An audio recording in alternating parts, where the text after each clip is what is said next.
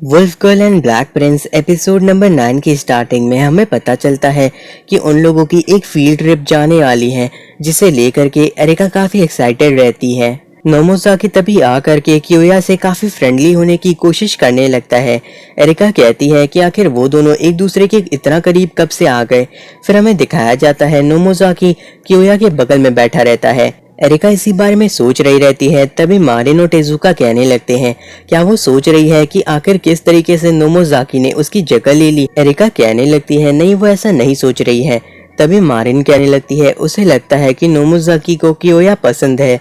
इसके बारे में सोचते ही एरिका का दिमाग खराब होने लगता है। मारिन फिर कहने लगती है कि आखिर वो इतना ज्यादा कियोया से फ्रेंडली होने की कोशिश क्यों करता। दूसरी तरफ हमें दिखाया जाता है नोमोज़ाकी के लिए एक लड़की टिफिन बना के लाई थी। नोमोज़ाकी फिर कहता है अगर वो किसी अच्छे खाना बनाने लड़की से कहेगा कि वो उसके खाने को चखना चाहता है तो उसके लिए खाना लेती आएगी। कियोया उसकी बात को बिना सुने ही सोना शुरू कर देता है। जिसके बाद हमें दिखाया जाता है एरिका को, जो कि आती है नोमोज़ाकी के पास पूछने के लिए कियोया के बारे में। तो फिर नोमोज़ाकी कहता है वो कुछ गलत ना सोचे, वो बस उसका दोस्त बनना चाहता है। एरिका ही सुन के कहती है कियोया आमतौर पे लड़कों के साथ नहीं रहता है। नोमोज़ाकी सुन के कहता है वो उसके दिल को खोलने में मदद करेगा। जिसके बाद वो ये सारी चीजें सानादा को भी बता देती है। उसके बाद हमें दिखाया जाता है नोमोज़ाकी को, जो कि कुछ लड़कियों से मिलता है रास्ते में, और उसके साथ वहाँ पे कियोया भी रहता है। जिसके बाद वो सभी से उनका इंट्रोडक्शन करवाता है और वो सभी लड़कियां मांगने लगती हैं कियोया का फ़ोन नंबर। कियोया कहता है उसके पास फ़ोन ही नहीं है, जो सुनकर के वो लड़कियां थोड़ी उदास होती हैं। नोमोज़ाकी कहने लगता है उनके जैसी क्यूट लड़कियां तुम्हें रोज देखने को नहीं मिलेंगी, तुमने ऐसा क्यों किया।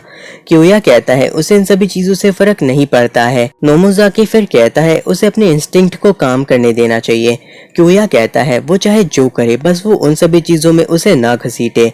जिसके बाद वो जाने लगता है और नोमोज़ाकी सोचता है उसे अब थोड़ा ताकत का भी इस्तेमाल करना पड़ेगा। फिर हमें एरिका को दिखाया जाता है जो कि अपने बालों को सुखा रही रहती है, लेकिन कियोया के बारे में सोचते हुए उसके बाल और खराब हो जाते हैं।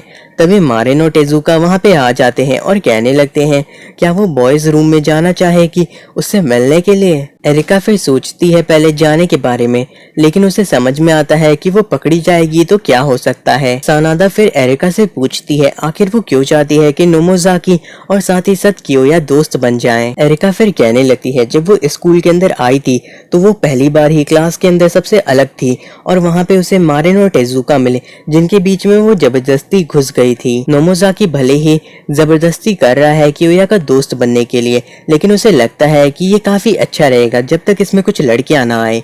फिर हमें दिखाया जाता है लड़के और लड़कियां बैठ करके बातें कर रहे रहते हैं और गेम खेलने के बारे में सोच रहे रहते हैं। कियोया किनारे बैठ के बुक पढ़ रहा रहता है। तभी लड़कियां कहने लगती हैं अगर कियोया यहाँ पे नहीं रहेगा तो वो ये लोग यहाँ से चली जाएंगी। ये बात सुन के लड़के डर जाते हैं और कियोया को वहाँ पे ले आते हैं, क्योंकि लड़कियां उसके ना रहने पे चली जाएंगी। नोमोज़ाकी भी फिर कहने लगता है कि कियोया को उनकी बात मान लेनी चाहिए।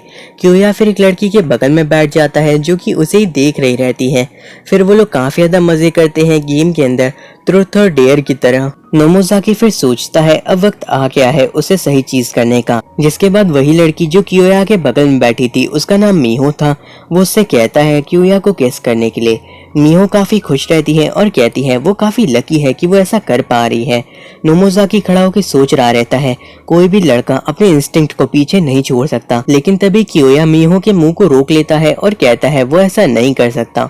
सभी लोग चिल्ला रहे रहते हैं कि आखिर वो ऐसा क्यों कर रहा है, उसे करना चाहिए। लेकिन कियोया कहता है वो माफी चाहता है, लेकिन उसे यहाँ से जाना होगा।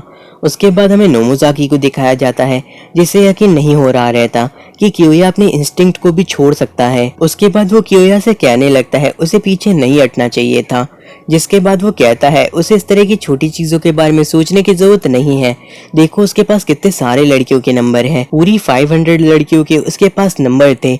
लेकिन तभी कियोया कहने लगता है तुम सिर्फ और सिर्फ बर्बाद करे अपने टाइम को कचरे के ऊपर। ये कह के कियोया चला जाता है। नोमोज़ाकी हैरान होते हुए सोच रहा रहता है आखिर कियोया ने ऐसा क्यों कहा, जबकि वो तो अपनी लाइफ को कितना एंजॉय कर रहा है। तभी नोमोजाकी के पास एक लड़की आती है। नोमोजाकी फिर उसे किस करने की कोशिश करने लगता है, लेकिन वो लड़की उसे मना करते हुए कहती है कि एक लड़के को वो डेट करने लगी है, इसीलिए वो ऐसा अब नहीं कर सकती है। नोमोजाकी पहले तो इस बात को सुन के चौंक जाता है, फिर वो उसके नंबर को डिलीट भी कर देता है। लेकिन फिर उसे याद आने लगती है कियोया की बातें कि उसने कहा था कि उसके पास सिर्फ कचरा है। और फिर हमें दिखाया जाता है नोमोजाकी को, जो कि खड़ा होकर लड़कियों से बातें कर रहा था। एरिका सोचती है कियोया और उसकी दोस्ती का क्या हुआ। एरिका तभी सनादा से कहती है कि उन्हें क्या पहले खाना चाहिए, लेकिन फिर वो देखती है वहाँ कियोया है। कियोया फिर कहने लगता है तुम आखिर किस चीज की प्लानिंग कर रही थी। एरिका कहती है नहीं, किसी चीज की नहीं। फिर कियोया उसके कंधे पे सर रख के सोने लगता है।